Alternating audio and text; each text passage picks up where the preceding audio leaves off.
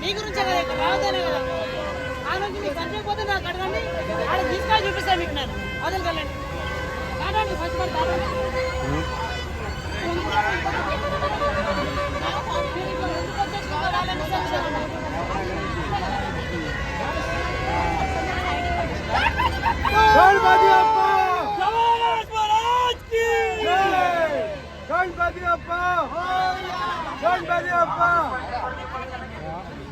కాదండి పదండి